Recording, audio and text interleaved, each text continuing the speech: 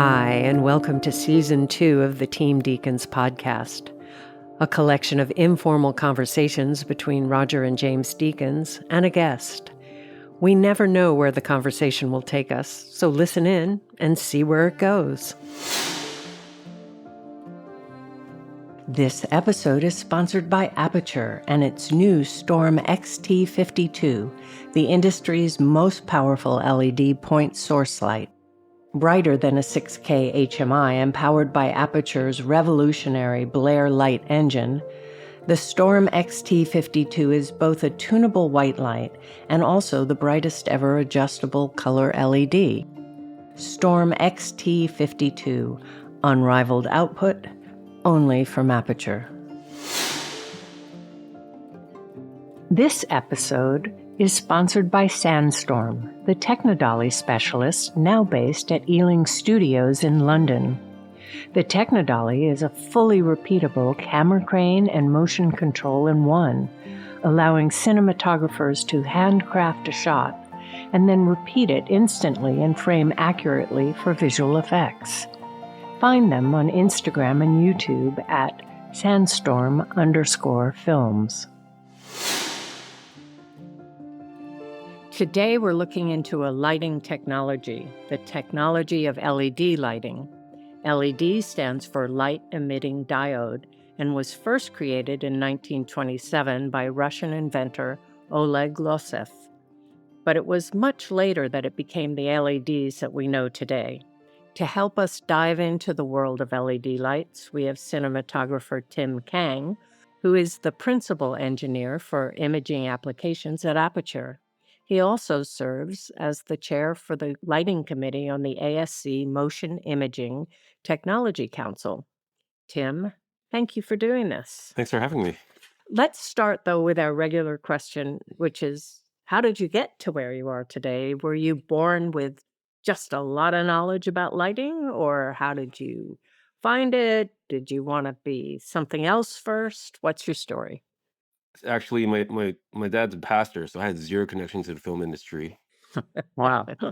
And he was past, I'm Korean American. My parents are the ones that immigrated, and I grew up, always being an outsider. I grew up in New Jersey, in the New York area of the United States. And well, what happened was that I was always a visual kid and always loved art, but as an immigrant kid, you have to please the parents or feel pressure to kind of fit into that mold. So I went into engineering in my undergrad days, but I always wanted to do art, or specifically, I love movies, and I would study movies on my own in the basement of the library at my university.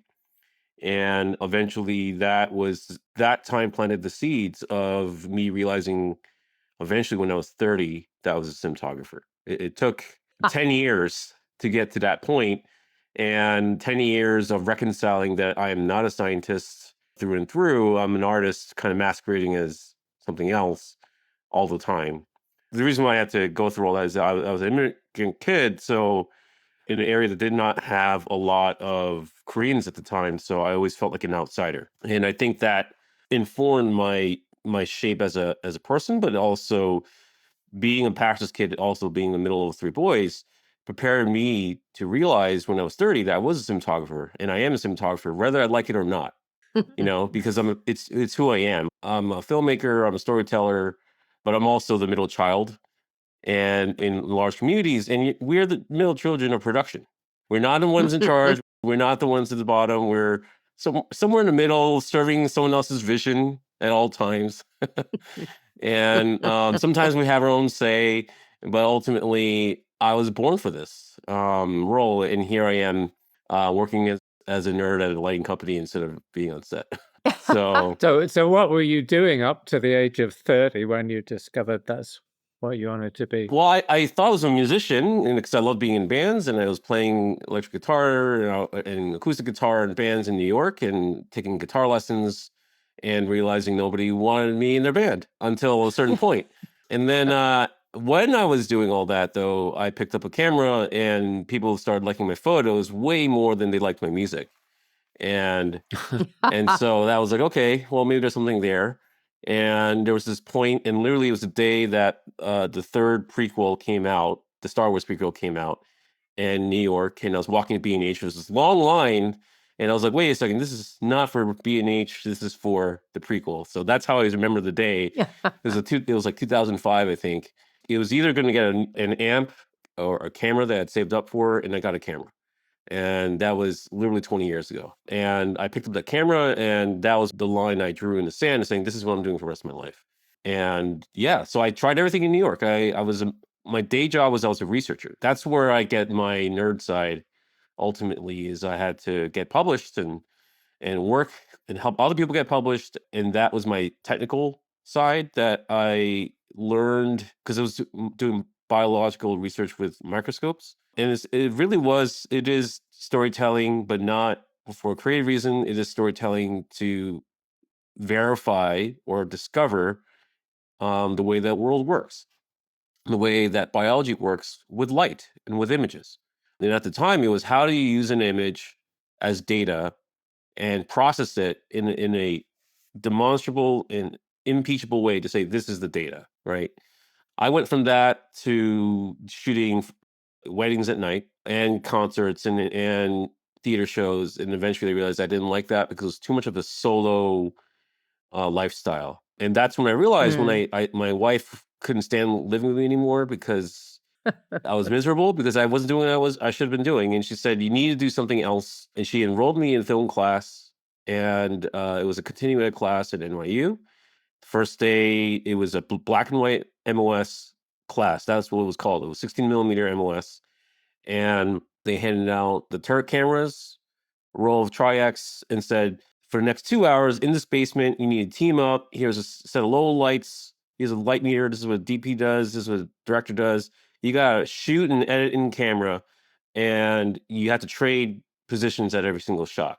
And after the first shot, everyone said, no, you are the one with the lights and camera because you know what you're doing. And everyone else traded their positions. And that was the day and night that I really realized this is what I am. And within that semester, I applied to AFI and all the other film schools, and I got into AFI. And that was a crazy process in and of itself. But within the next year, I moved to LA and went to and joined the film industry full time. So yeah, I hope that wasn't too long of a story, but Oh, no, Yeah. that's really interesting. So you got into cinematography, but how did you become this expert on LED lighting? by accident, totally. I mean, how else anything happened? Interesting. I worked as a cinematographer for quite a few years, and I'm married, and I had at the time a 2-year-old, and I went to shoot a feature in Duluth, Minnesota, and it was 2 weeks in a decrepit hospital that was like falling apart, and I just missed my family, and that was kind of my first realization. I'm doing what I love, and yet I'm not fully happy. Mhm. My wife also said, I need help. I need help. And so started taking a part-time day job building a VR camera.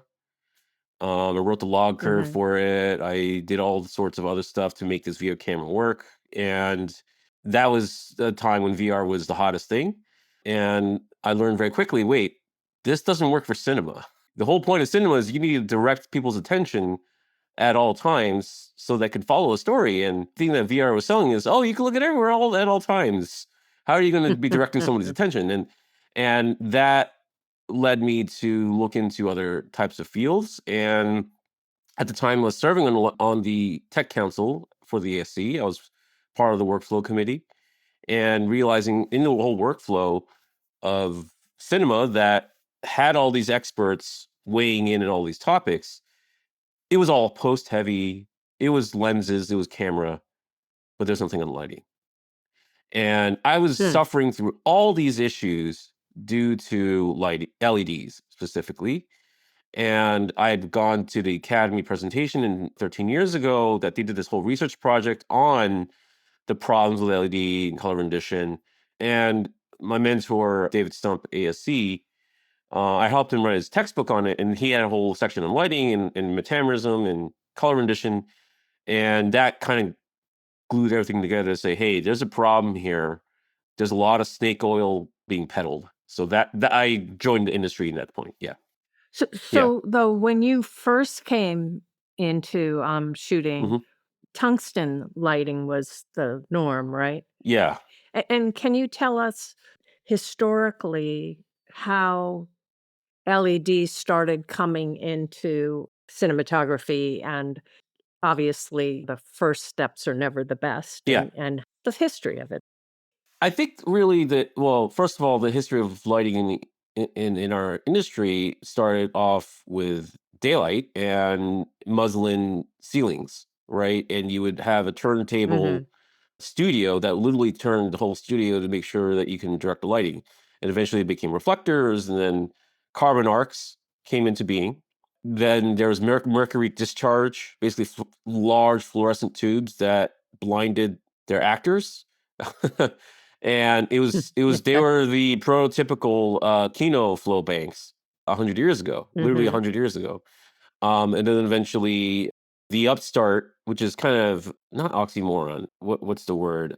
Ironic that the upstart, the LED of its time was tungsten, and the upstart at the time was Noel Richardson. They were the New Kids on the Block that brought tungsten into this whole world, and so much to the point that the ASE was instrumental in setting 3200 Kelvin as the tungsten standard for photography, and this is in the 30s. And you can see in the ASE manual, Hmm.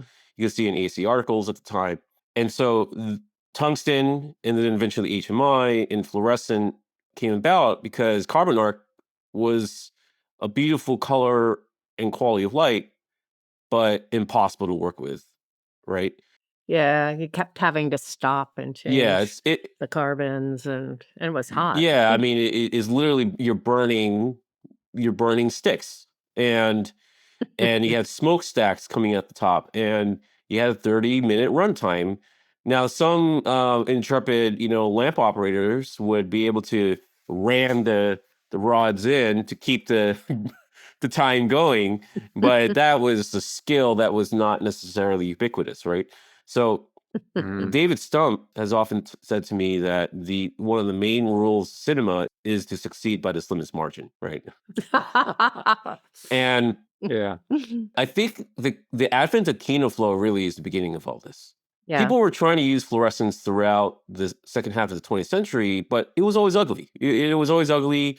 Even if you timed out the color imbalance, there's just something not right about the way that things looked. So that was an effect.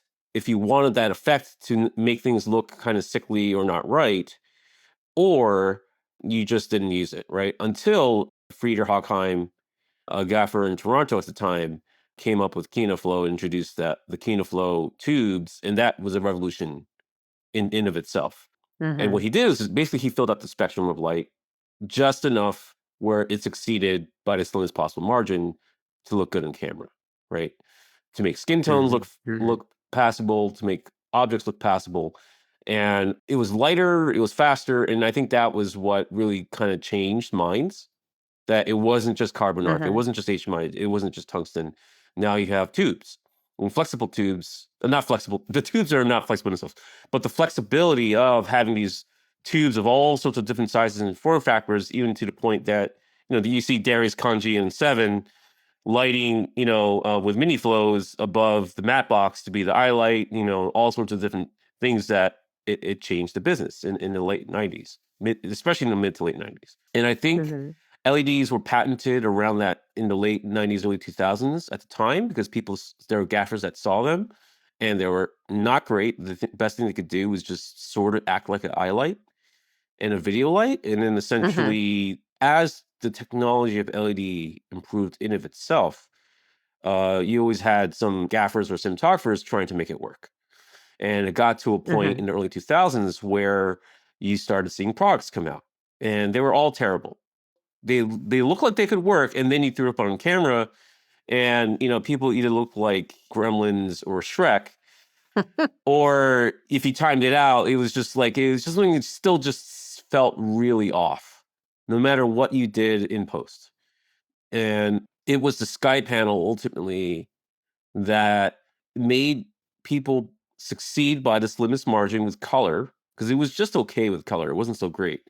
The spectrum was not fully there, but it brought this idea of convenience that we could now control it by DMX. The color doesn't dim as much like you had with tungsten. So all the other problems that existed with lighting and controlling it with a board, were mitigated, so that now on the fly, I could have my sets go faster and shots go faster and lighting changes happen more quickly because, I could, with a push a button, go to, like 3200 Kelvin, right? Or go to 56 or whatever it is I want to do, right? That changed the game. This is 2015. So literally 10 years ago is when the real shift in the business started happening. And all of a sudden you see stages, studios, gaffers buying sky panels left and right. And that was the explosion. Do you think that technology, though, Kino flows and then sky panels and LED soft lights, has actually affected the way cinematographers work? Because the one thing about brute arcs is you could get a point source. Yeah. And then with tungsten, you couldn't get such an intense point source, but you could still get a point source. But the problem I found when we went to the Ari factory and they showed us the sky panels as they were, coming off the press, as it were. And I said, yeah, but it's great technology. Yeah. But what if I want a hard light? Well, I think that also was a huge part of it too, because soft light became such a big trend in the late 2000s and early 2010s. And making soft light feel natural and feel good and naturalistic due to very influential luminaries that end up getting knighted for their work, who I can't figure out who. No, I know that. I'm half kidding. No, it wasn't. It wasn't I just know that, you, but- because you did wonderful hard lighting work too. I mean, you were a storyteller with light. Well, I was going to say that was my discussion with Ariflex at the time. Is LEDs is great if you want a soft light and you can control the color, Yeah. and you don't have to put gels on your light as the daylight changes. In the evening you don't have to put gels on. You can match the daylight as it's shifting into twilight.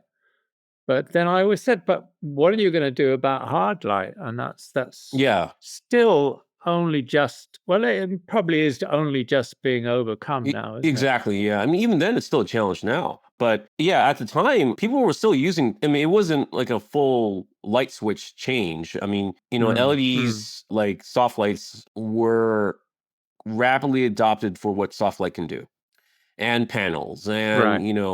eventually Right. it became tubes. And that was my first job in the business, was working with Quasar Science and making LED tubes there. The higher end of the artistic scale cinematography, you do all sorts of types of lighting because you're creating worlds and environments, and you have the crews and the ability to do so.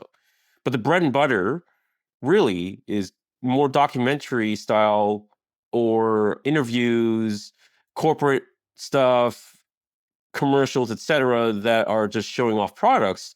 Soft lighting, generally speaking, was at the time, and I think still is, still the predominant form of what people like to use, because it's easier to make people and things look good with soft lighting, right? And I think that economic level of popularity drove the business, regardless of the lack of LED options versions that were viable, right? Ari did have a Fresnel, an LED Fresnel, but it didn't do very well in our business because it just wasn't bright enough, and the color wasn't that great. Right. And I do think people still use HMI, and they still use tungsten up to a certain point until other companies started making more viable hard lighting. And that's where my current employer, Aputure, they got into the business or rather made a name in the business by making entry level cost, but good enough for photography, point source LEDs. They didn't have the full capabilities at the time. I think it was 100 watt, 120 watt, or 150 watts, somewhere around that range, daylight LED. And it did have a small little COB at the time. And that is roughly the size of a reflector with a tungsten bulb in it in, let's say, a 20 or 1K, right?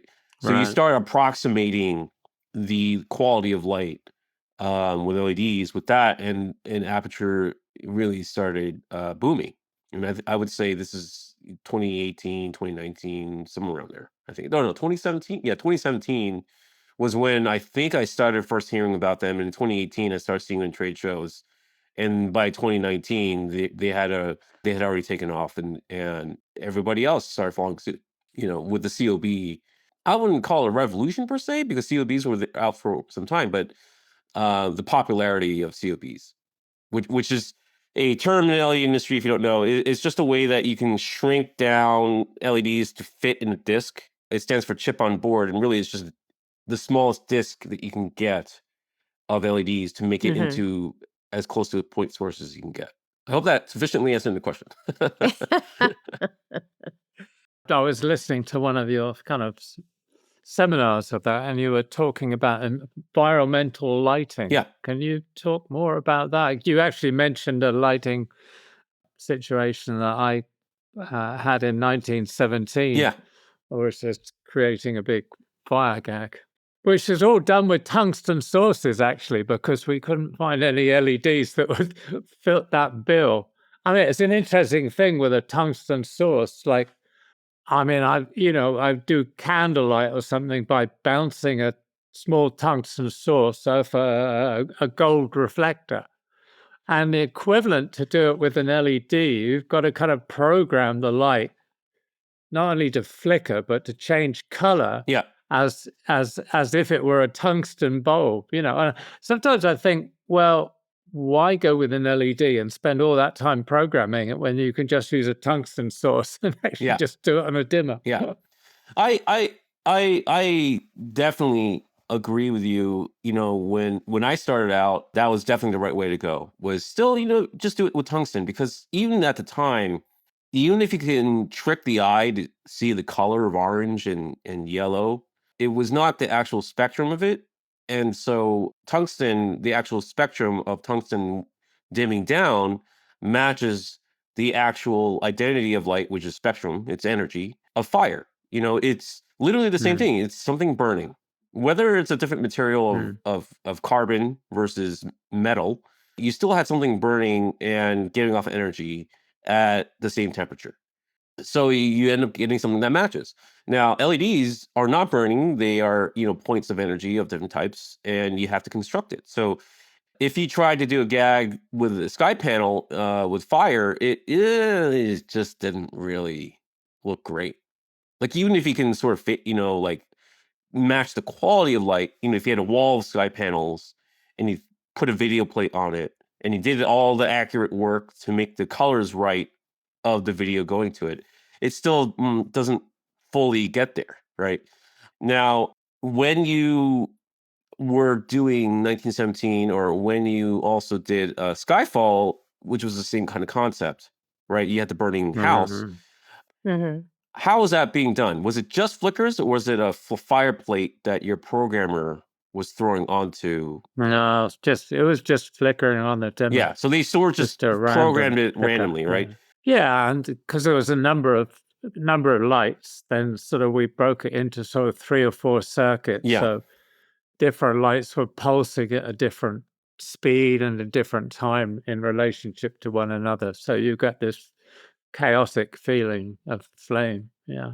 Well, when I was at Quasar, I was working with tubes that actually had a 2000 Kelvin diode, right? And it was 91% or 90% matching the real thing. So it looked great.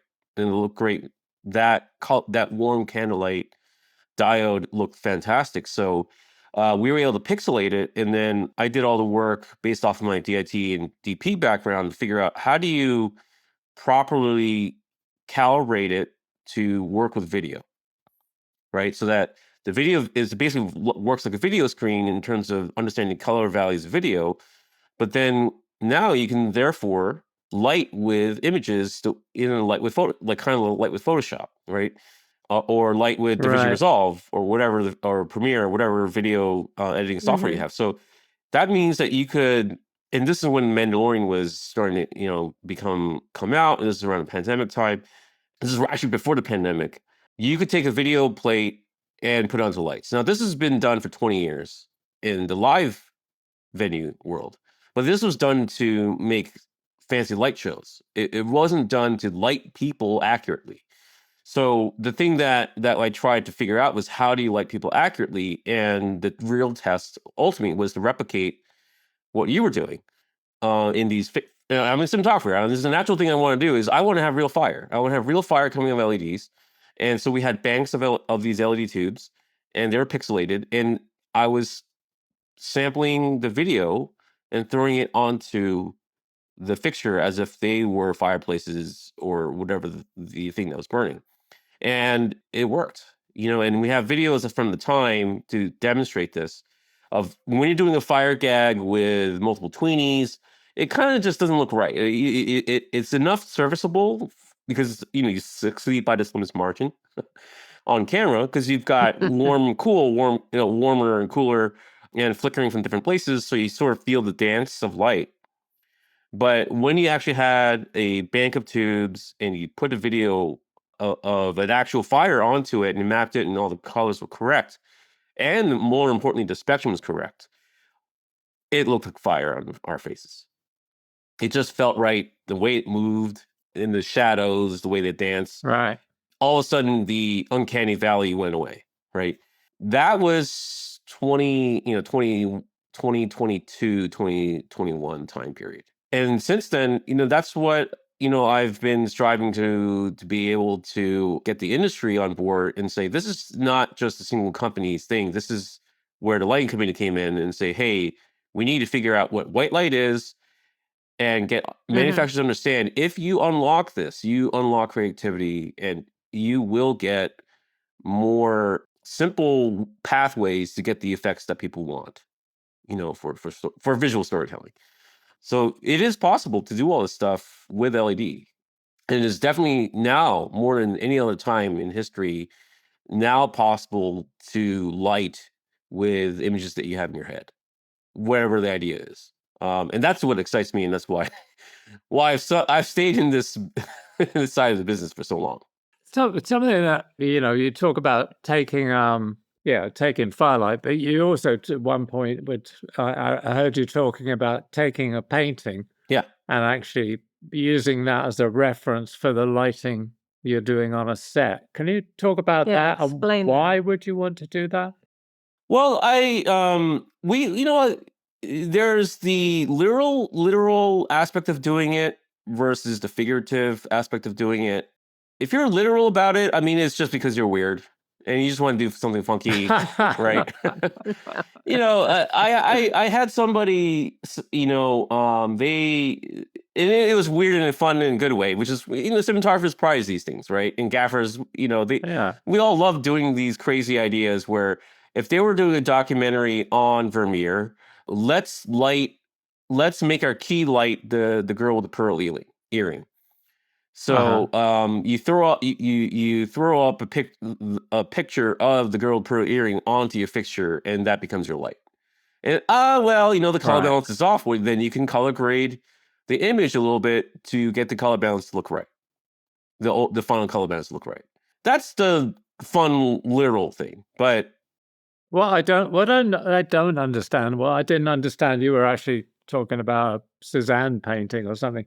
What I don't understand is a painting has got lots of different shades and tones and colors within it. So if you're scanning the whole painting, you're not really get a representation of the light that's actually keying the girl with the pearl earring. Yeah, and I think that's where either you get so literal, it is kind of fun. Where you geek out. Yeah, but it's really more, for me at least, figurative. That I started off as a photographer studying paintings for lighting and understanding how do you get that final effect, the image that you see. What is the lighting situation that created that? Then I worked as a cinematographer, working on a feature documentary over the course of about a year and a half. And the edict that my director for this had was, she wanted everything to feel natural, quote unquote, which basically meant she wanted to do day interiors or have it all basically lit with the world. Is what I interpreted it after. You do the dance and you try to figure out what does the director actually mean, because they don't really know what it actually means, but they know what the feeling they want to get, right? And after I did that dance for a while, I realized over time that she just liked actual like day interior or world, basically what I eventually called world bounce, right? She didn't want hard light directly from the sun, because I tried that and she didn't like it. But what she did like was ultimately was when you're inside a room and the only light that you're getting is the light coming from the window, and the natural room tone and that you get as a result of that, right? So my package ultimately became teasers and grip and tape and muslins and different types of things to shape the final quality of light based off of the world coming in. But what is that world coming in? I started studying, and over time, I would sit where the talent was. Once we got to what it really looked like the way that she wanted, and I actually really liked myself, I would then sit in the chair where the talent was, and I would just scan the world. And then I realized after a couple of shoots, like, wow, that's really inefficient. So I actually started taking 3D photospheres using my phone, right? I mean, not nothing complicated. Literally, I was just doing panoramas, right? And it was stitch it together. And this is like 10 years ago, right? 12, oh my God, 12 years ago. And but I would start studying every single setup ultimately at the very end. And then I started to realize, wait a second, people are doing this in the VFX world already. And this is something called image-based lighting. This is an actual technique called image-based lighting, where you have the VFX crew go onto set, and it's not the balls and charts that does it. It's they stick where the talent is after the lighting setup's all done. They get a DSLR and they do a panorama with bracketed exposures, and in post they stitch everything together, and it has all the lighting data, not just stitched spatially, but stitched with the lighting data. So you have the entire lighting scene, and you create a sphere out of that, and then you light a CGI object with that sphere. This is a technique invented by a guy named Paul Debevic, who now works for Netflix. This was invented like 20 years ago, and it became the norm because it's so much more of a straightforward way to light CGI things. And that's when I started realizing, oh, this is the way I could start learning much more on a rapid basis how to light the way I like, which is the naturalistic day interior, which is ultimately how you study because when you study paintings and you study the Dutch masters, that's what they were doing. They, if you look at Vermeer, and people would start analyzing even the reflections under eyes, the catch lights, and other things. There's a lot of theories that he actually used camera obscuras, and because you could start seeing bokeh effects that he rendered on actual, that the field effects on people that you would not see with the human eye, but you would see with the camera obscura. And when you start seeing the quality of light that makes Vermeer, or Rembrandt, or any of the other Dutch masters or other painters that influence cinematography, you start realizing, oh, it's day interiors done in a way that just gives you that final effect, right? So that's really what I mean by, if you start studying that, then eventually you get to a point where, oh, I actually want to just light with a day exterior, because real day exteriors are not single blank white objects, right? The real world is variegated. You have blue sky, you have green bushes, you have brown ground, you have soil, you have in the case here, I have blue sky. I mean, this is just world balance. Ultimately, it's the morning here in California, and I've got a kind of a tan wall, and it's hard light bouncing off the tan wall. So I'm tan wall, and I've got blue. Now the average of it is maybe 5,600 Kelvin, and that's where you set in your camera. But it's the micro shading from my nose, right? It's when someone crosses, it's also the shading right here on my shoulder from my head.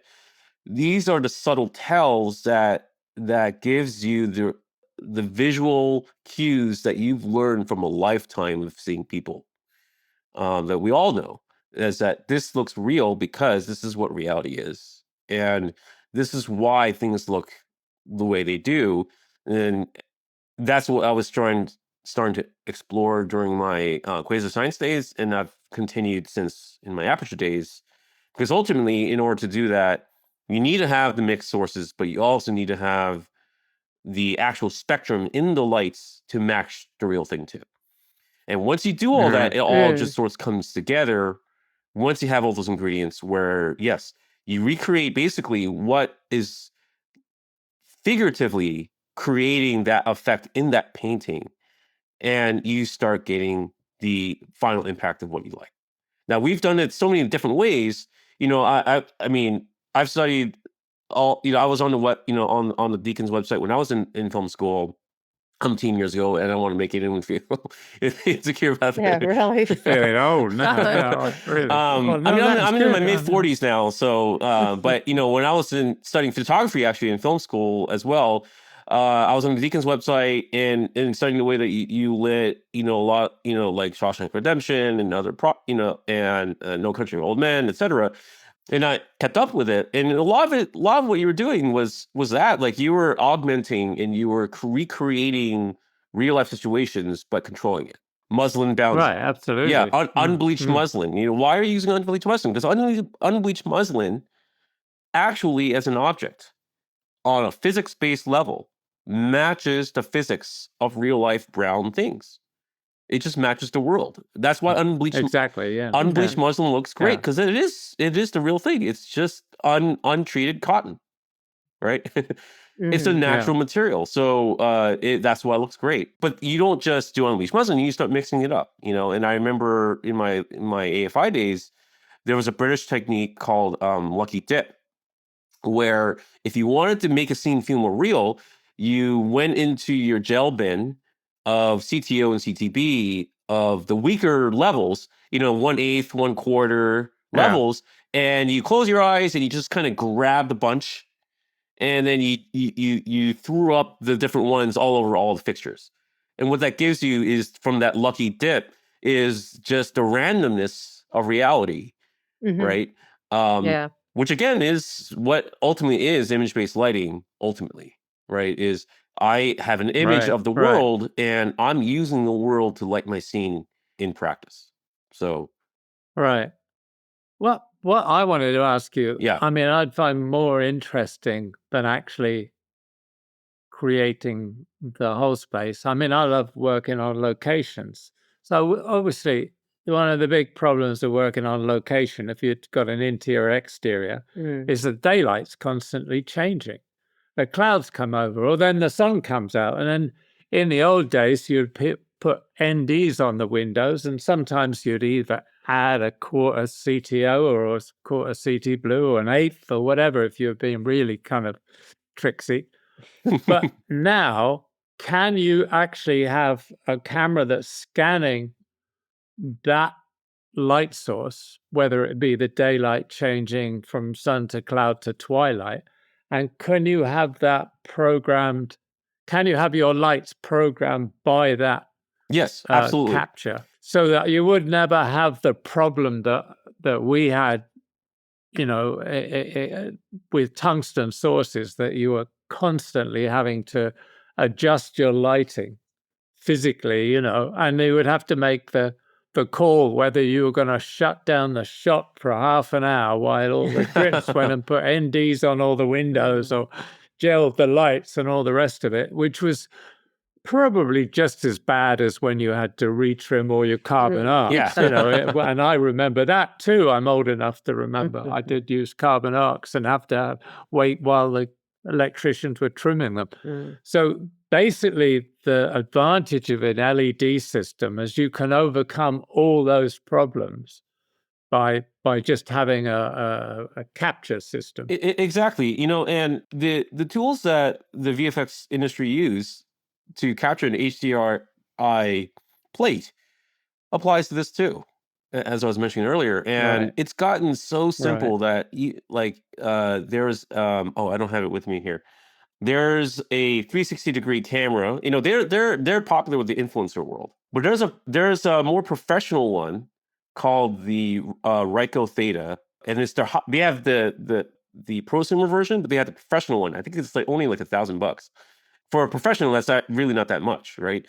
And what you can actually do is you set it up where the talent is, and it does have a plugin that you can install in there that it automatically generates the bracket exposures and generates the file called an EXR file that actually has all the lighting data that, and this is something that I've given seminars on in Korea and elsewhere, where if you get there's software called the company's called Simulate, and the program's called Live Effects. It has been around for a long time, and it can unstitch that type of file, and you can now color accurately map and color manage the video values from that file onto your fixtures, right? So that there's still skill involved. It's not a formula per se. You still need to know where to place the fixtures on your set. You still need to have craft, right? And this is where I'm saying this is not replacing the craft. This is not making it quote unquote easier. This is making it just more intentional and accurate. Well, it also means that if you shot on a location with windows and all of that, and then you find out later, oh, we've got to shoot something else there, but we can't go back to the location. It's on a set. Yes. You can't. You Yes. have a hope of reproduce what you did. Exactly. and that's huge. Yeah. That is. Yeah, huge, and that's what I've presented is like, listen, if you don't want to shoot your principal photography on this, at least this is your insurance policy, because what Yeah. feature has not shot pickups, right? Ah, And pickups are nothing I've necessary been on. because Actually, I can think of a few, but we Yeah. won't go there. Yeah, actually, maybe we should have done, but but you always need a budget, or hopefully budget, either literally or figuratively. The reality that, listen, the narrative always takes its own shape in an editing suite. What works, it doesn't work. This take, that versus that take, or whatever. Oh, we just didn't have the take that we need, or we just didn't have the shot that we need to really make this moment land that we found is necessary in post, right? You needed then not do a reshoot, or you need an additional shoot, I guess you could call it, right? Where the Yeah. pickup shoot is where you need to then get that close up, that reaction shot, or maybe an actual line. And so you have a day on a stage where you need to, because you can't get that location back or whatever. This is a way that you could much more accurately and more, get the right fixtures and get everything lined up. Even just on that level, use now modern technology to really get the final result that you want, right? Which is continuity. You want continuity. Yeah. Would that require you to scan every scene to have that file, to have that information? Would you have to do that every day? Yeah, I would say if there are changes, yes, right? But again, this process is simple enough, and people are, if you've had a VFX team doing that anyway, Yeah, you're doing it anyway. right? I think that what this is really, becomes more of a discipline is for lower budget projects that don't have these sort of teams. Well, at least you have that Ryko Theta that you can at least stick there and say, or even when you're doing your scouting, let's say, and you're on location, oh, this light quality is beautiful, and we shot the scouting photos and look fantastic, you can have that reference too. And say, we can't afford this location, but hey, we have a talented cinematographer. I've got a talented gaffer and key grip. I can recreate this on stage and not have it constantly change over time, right? And dial in different times of day where I can have my daytime look, or mid-afternoon look. I have my sunset look, or I can even have my night look come from the street lights or whatever in that same location. Wherever it is, you can do a light study as your scouting prep time, and actually have that inform your lighting setup. And you don't even need to go back and say, I literally need to do that. That's a great starting point, and they can always tweak, right? So then the fixtures are taking in that information and automatically adjusting what the color temperature is and all that. Exactly. Yeah. which is fine. It's a starting point. We worked in anime as a starting point. Yeah. We worked on this animated project. And it was really interesting because the lighting team went out and scanned this real environment. Yeah. Oh, And the real environment was meant to match the animated scene. So they put the lighting from the real environment on their animation, and it looked absolutely awful. And my point was, it's you're not actually trying to replicate exactly what reality is. You're trying to use something that appears real Yeah. to help tell a story. Yeah. It's kind of slightly different, isn't it? Yeah. And I don't think it's a binary, one or the other. I think there's the No. continuity of it. And I think that's what I love about this is that, I mean, even as I was mentioning, the genesis of it all was for me shooting documentaries. And I don't want to literally recreate the same recipe every single time. But it did inform my taste as a cinematographer, and knowing that if I do this 8x outside from about 12 feet away and it has a warm thing, and then I have a 20 by 20 feet away being lit by an HMI, now that mix will give me the thing I like. That is a formula, Right. but it is a formula that works because of something I've studied, and I've taken these lighting references over time. We Right. don't need to do the same thing every time because you have to move it around and you have to knock down intensities and intensity differences. You do need to adjust it obviously for the final product, but this is what I was saying as a starting point. It helps. It really helps to get you closer to what you want. And obviously, the first time you use it, you hate it. It doesn't look right, so you tweak it, right? Because what Yeah. cinematographer doesn't Mhm. love to tweak, Yeah. right? we're tweaking mid shot. Well, that's yeah. Well, maybe Can't take that away. yeah. we're tweaking mid shot. Just don't tell the producer or director. All right. All right.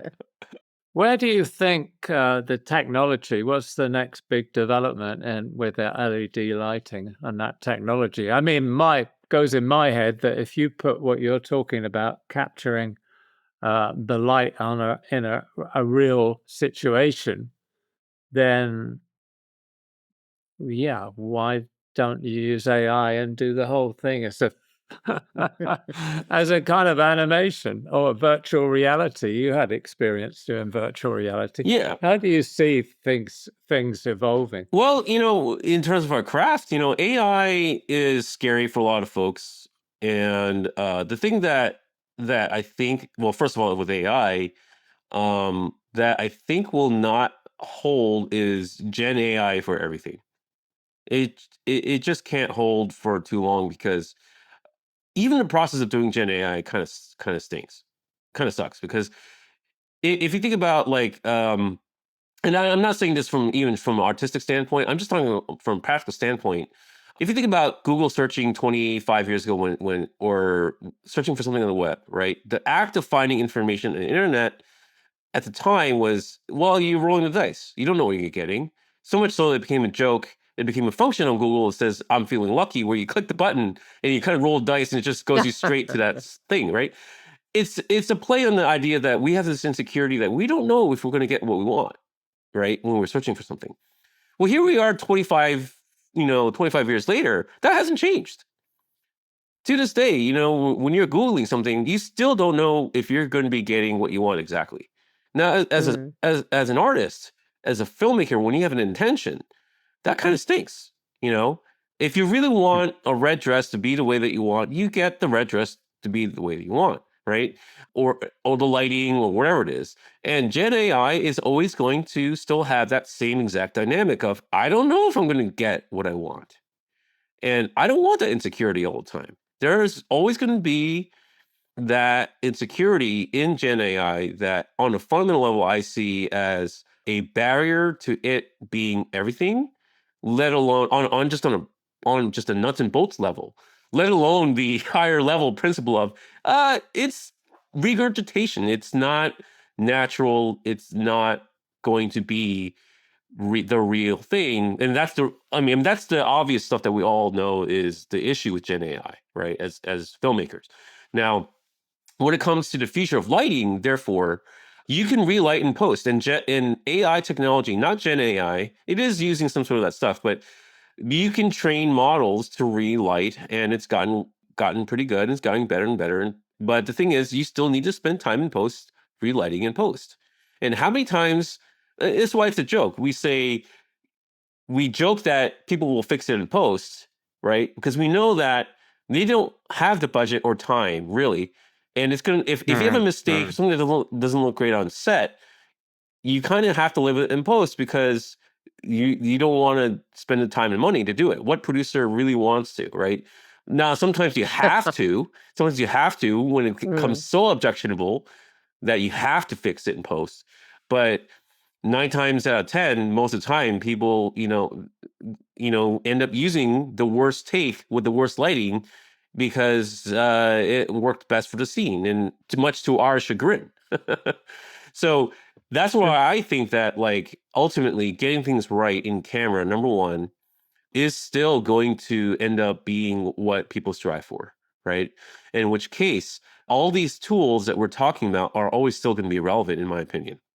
That if I'm using image-based lighting, and where I see the future of technology with lighting is what we've been fighting for in the light committee, which is why we fight for it, is that number one, we all use the same language, right? Of what is half plus green on 3200 Kelvin? What does that actually mean, right? Now, you and I know if you turn on the tungsten light and you get either Roscoe or Lee half plus green, you're going to get something pretty close to both versions of that gel. They're not 100% the same, but there's an expectation that if they don't look similar to each other, then it's not half plus green. Half plus green does mean something to the technician. And that's where, number one, fundamentals need to be agreed upon. And that's something that we did in the light committee and have worked on for the last 5 years, is trying to codify this and say, hey, this actually means something. If we all agree with this language, and then where the LED industry needs to go and move forward to, or any solid state lighting technology will come up, or any lighting technology, as well as camera technology and post technology, they need to agree upon, first of all, the basic of what is a white light. Because if you have that common language, then things just work, right? You have a slider on your RAW file, like if you shoot ARRI RAW and you open that ARRI RAW file in DaVinci Resolve, you have a tint slider. But what does that tint slider mean? Does it mean when it moves to a certain value, on an ARRI camera, it says CC 30G on an ARRI camera. Now, you don't have CC30G on a Canon camera. You don't have that on a Sony Venice or on a Red camera. That's a problem, right? And so that basic problem of language, is something that we're trying to, at least in the line committee, and any of the company that I've been involved with, we've put into our lights. It was when I was at Quasar and Light Panels was our sister company. We put it in the Light Panels Gemini hard products, as well as the Quasar products, and then now at Aputure, all the Stormline products, all the new products, and all the stuff that's coming out afterwards is going to already has that same language, the technical language of, if I add 50 plus green, it actually means a half plus green at 3200 Kelvin. And I think even just that basics is the feature of technology, because you can have technology that works unless you have the same language. So number one, we need to have the same language. And then two, image-based lighting is still, I see as the future, because ultimately it is just the way that we naturally think. Just getting back to the sort of the quarter green or whatever you add. I mean, a lot of cinematographers we talk to have said that they're uncomfortable with mixing different LEDs from different companies, or even different types of light, because although they might say, well, this is 3200 or whatever, they're not, because the spikes within the spectrum, they have, and it's especially noticeable on skin tones. If you're kind of using a different light to do your portrait to something in the backgrounds. It's obviously got better, but where is that going at the moment? That's a great question, actually. I have been presenting on this topic for many years, and every time I did a month-long tour of education seminars in Europe this summer, where I talk about this subject, where we've had 100 years of assumptions that we just have had that we didn't know we had, which is we had good physics, carbon arc and tungsten. And even HMI, which was problematic in many regards, got good enough. Where it got good enough, what is good? Good means it's good physics. It doesn't mean just good color, which is just color is a mental construct. It doesn't actually exist, right? It's an idea. Yeah. Color is an idea, right? But Yeah. physics exists, right? And light exists. And Right. what you're touching upon is the real identity of light is the physics of light, right? That's what we mean by spectrum is what is the actual energy signature that makes my light my light. And when you mix different energy signatures together, we don't fully get it because we just see the color of it in our heads that we perceive, but we do see the results of it. If I have two totally different versions of energy that gives us the color perception of 3200 Kelvin, but when you put it on set and you mix it, the results of it is something that we do see, right? And that's a big point that I give in the lectures that you have to understand as practitioner in this point of future and on, that when you're working with lighting and controlling color, you're actually controlling spectrum.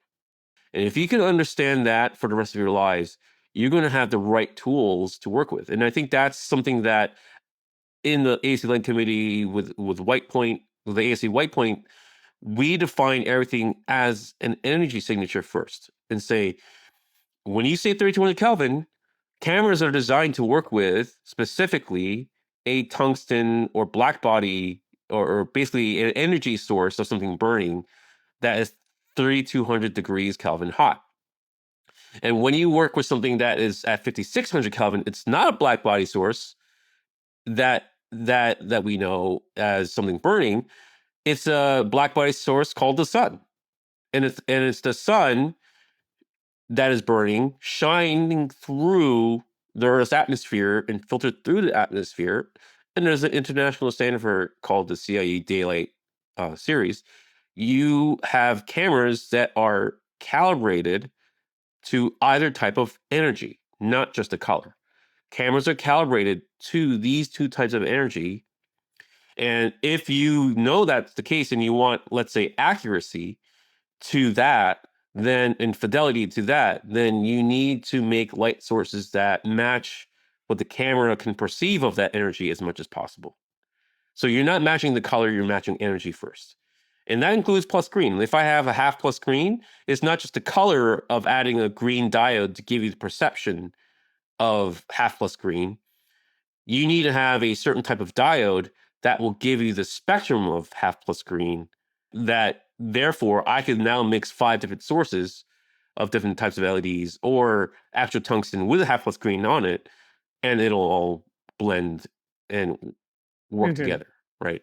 That's what I've been advocating in the AC Lighting Committee, and this is what, any company that I've worked with starts adopting because it's important. This is what the technology we work with is. It is energy, and we need to produce the right kind of energy to do what you're saying, to solve the problem that you're talking about, that we all know inherently there is a problem because we see the results are wrong.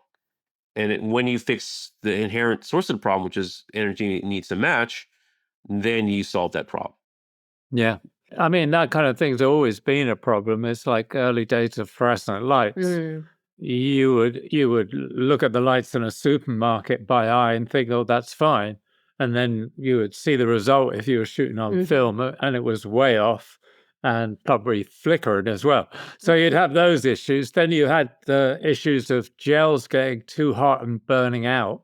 So a gel like a quarter green or whatever would shift color the longer it had been on the front of a lamp. So you've always had these kind of issues, but it would seem to me that with this, the art of LED lighting and all the kind of the amount of time and effort that's been put into designing lights, you would think that this would have been solved by now. I would have, but Yeah.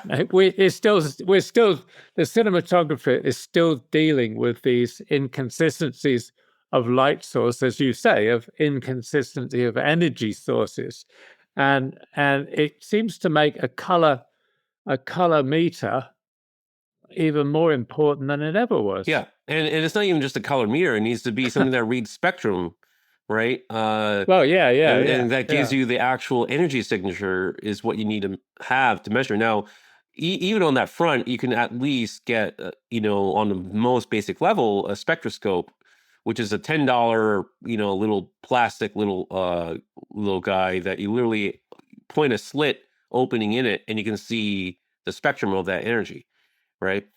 You can at least on that feelings basis start getting gut level of, oh, this thing is, this has a huge gap in violet, whereas real daylight has violet.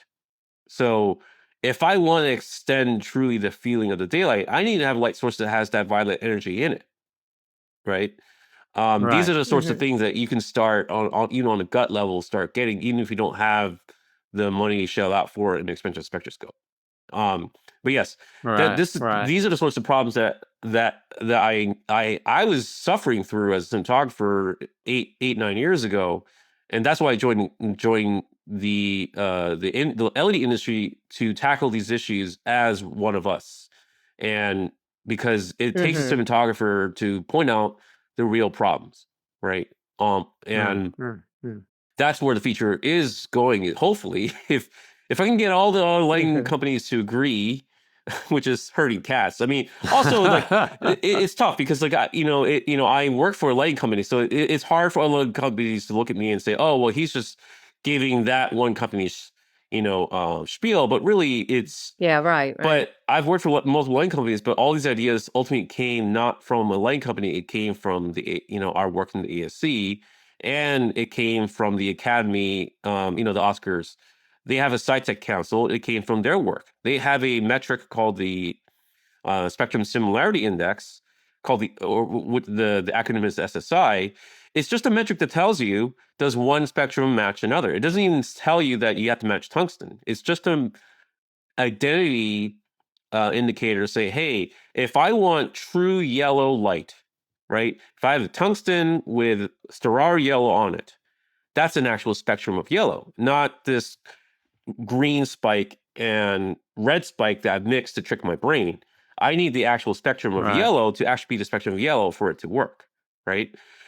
I can use that as my standard and say that's yellow and evaluate a bunch of fixtures to hit that spectrum, to a certain point. SSI works in that way. It doesn't necessarily need to be just, the tungsten standard.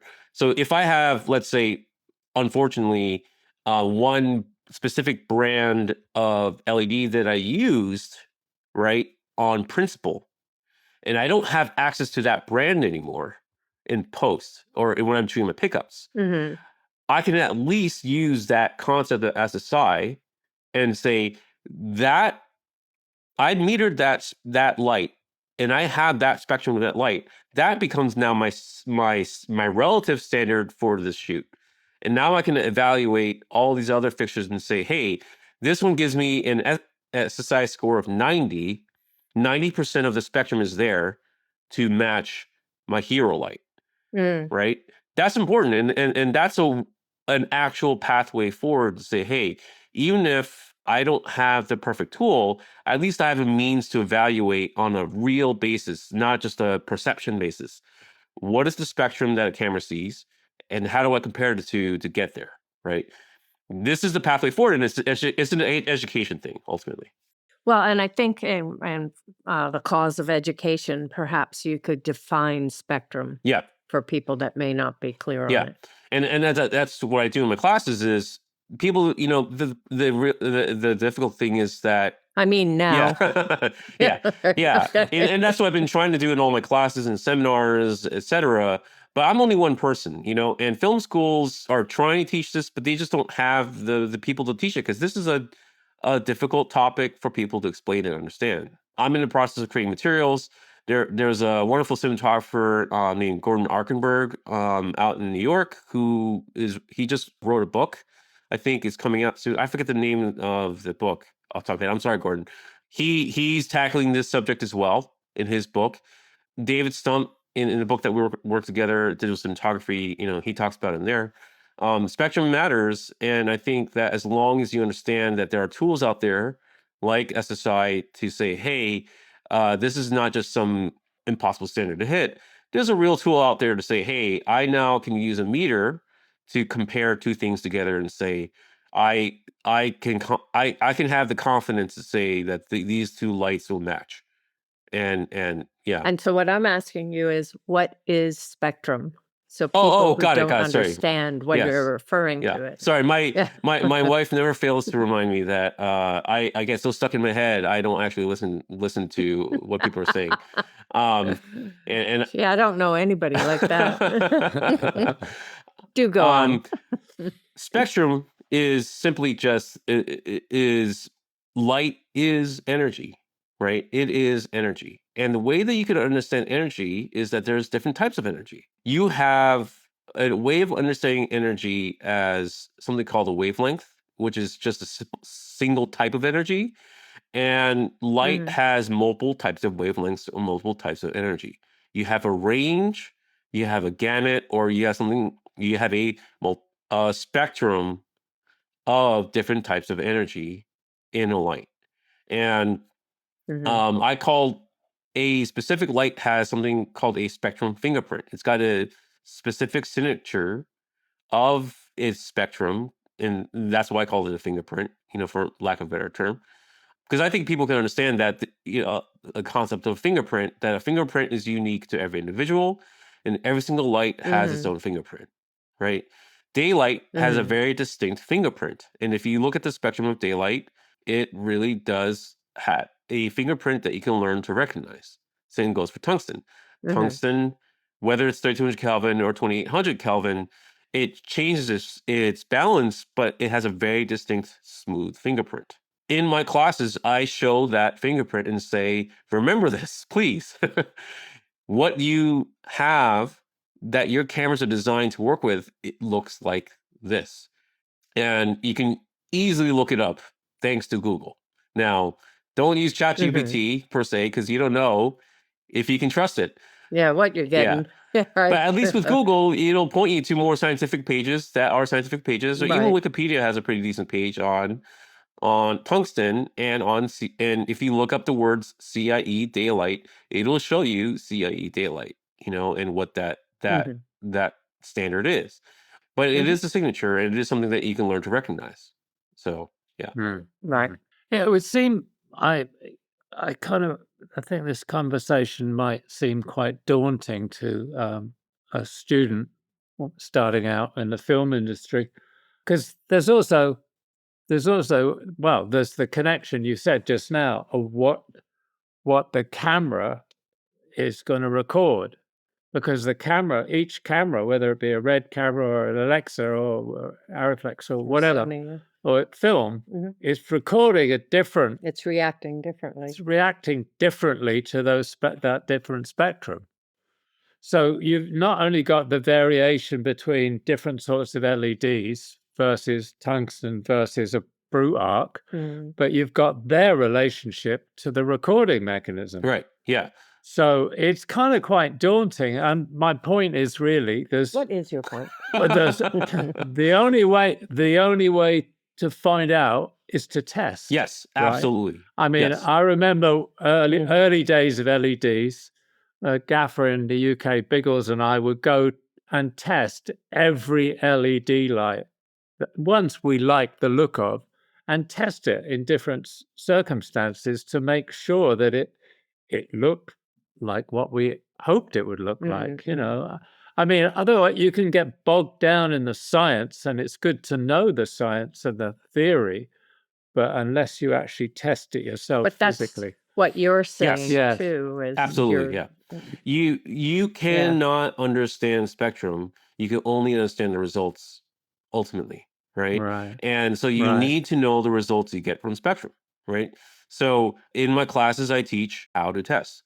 How do you test for color? And does it need to be complicated? No. In fact, the whole point is test what's familiar to you. Test what's familiar to your project specifically, because otherwise it's not a relevant understanding that you have. The only way you Right. can know and have control and have ultimately a specificity in intent and carry out that specificity of creative intent, if you really have an idea Sure. and you want that idea to stick on screen, you need to try all the different lights that you have or want to use, specifically with the type of skin tone that you will have in your project, with the type of wardrobe, the type of makeup, let's say, and most importantly, the same camera and lens combination that Right. you have, right, right? Right. Let Right. alone the post process, right? You know, you've worked with Jay-Z and E-Film for so many decades and years because they had a very scientifically derived emulation of digital emulation of a print stock, right? Of all these different types of print Right. stocks, and it looked great, right? And you've chosen this specific output processing of the data that you shoot to, because ultimately that's what you're going to Right. be using as your final product. So Right. I think that's the point, because the time when you get up on set and the actors are playing a scene and you've got to choose the shot and you've got to light it, you don't want to be Yeah. thinking about all the things we've been talking about. I don't want to think about whether light is a photon or a curve no, or a wave or yeah, what wave it is. I don't want to know about that. I just want to relate to the scene in front of me, right? yeah, exactly, and that's where I've been teaching all this. Is the point is that you need to get a gut level understanding of this, not a Yeah. mental level. And Yeah. the hardest part for people to understand, that I think the industry needs to understand, is they need to get a gut level understanding of spectrum, right? And that's just something that took me a while to fully understand on a gut level, but it is possible. And the analogy I have is, because I was a musician, I get this. Musicians have had a gut level understanding of spectrum since the 70s and 60s, because filtration and synthesizers is literally the same thing that we're talking about here. Right. Well, Right. Right. figuratively, sorry. Absolutely. Yeah. Figuratively, sorry. No, Yeah. I Yeah. use literally the wrong way. Yeah. It is figuratively the same thing that we're talking about here. You had, the Who working with the Moog synthesizer, and you had all these folks. The synthesizers became a big thing, and it got to a point that they understood it on the gut level. I need this filter to have this filter effect, that it will have this sound, because they can literally in their heads feel and know that if I turn this knob, they are controlling the spectrum, and they can visualize it in their head, and they can feel what that feels like, right? That's the Right. same sort of gut level thing, that when you're on set, you're not thinking photons, but you are thinking in terms of, I know that if I tested all this stuff, and I've worked with this material long enough, but I thought about it on a spectral basis. I know that if I've got a smooth curve of spectrum coming from tungsten, I need to cut off all the blue wavelengths to get true yellow. Then I'm going to use this specific gel and make sure that when I throw it on there, I'm getting that specific yellow spectrum on it, and it feels right and it feels natural. Or if I choose an LED fixture that can do that, we are constructing a yellow spectrum that matches that. You know that on a gut level how that feels. You can see it the way that skin looks with yellow. You can see it with the way it looks in camera, that you've got the real thing, right? And you can feel that on a gut level, right? That's the sort of stuff that you can only gain through testing, and obsessively testing, Right. and obsessively working with, with the materials that you have, which is the camera you use, and and just as important, the post process that you are using. When I started out as a cinematographer, thanks to the education I got at AFI, Steve Yedlin was a huge part of this because he taught us, and I started working with post companies like with Deluxe and eFilm, and also Photocam, etc. I ended up just starting to learn to shoot to a print stock emulation called Kodak 2383. It's in DaVinci Resolve. It's been in there for 15 years at least. I just shoot to that, and I know how, and I learned through my time with Steve and at AFI, and also just my own testing and practice, that I had that known quality, and therefore I just worked to that. Similar to what you've had, and I've never had a complaint because it always looked great, and I knew how to shoot to that thing, and it is a ubiquitous in free tool that exists for most people in post, because Resolve is free, right? So that is something that I've used, and that's the same sort of deal that we're talking about here. Is you got to test, you got to know your material, but once you can connect the dots of, I have this spectrum coming out of my light, and I know that if I've got, I designed the LED engine in the Storm series of fixtures to emulate the spectrum of white light better, as well as the yellow spectrum, let's say, that is hard to get from LEDs. I'm not saying this is commercial, but just saying that's why I did this, because we missed it, and I personally missed it, and I needed it back, because unfortunately tungsten is hard to get. We just don't have the energy bills to pay for it anymore. Let alone the fixtures. That's right? true, yeah. That's true. So that's why I did this. It's like, I didn't want to lose that good spectrum, that good energy. But if you test that out, you test out multiple fixtures on the market, you choose what works for what you need with the post process that you have, and ultimately that's what I did. And will continue to keep doing it. And any student starting out, you may not understand any of this, but you can learn how to test and get a feel for it. And I think that's the most important is, if I'm Vermeer or if I'm a painter, I need to know my paints. And I need to have paints that I trust. Right. I need to know how they react. So if I have a certain shade of ochre or phthalo blue, which is a very popular blue paint, I need to know what phthalo blue is from this certain brand to be phthalo blue, and know that it always is that phthalo blue. And so you have painters that religiously stick to their brand of paints and their line of paints, right? It's the same sort of deal. Right. They have to know that they're not going to fade in post either. Yeah.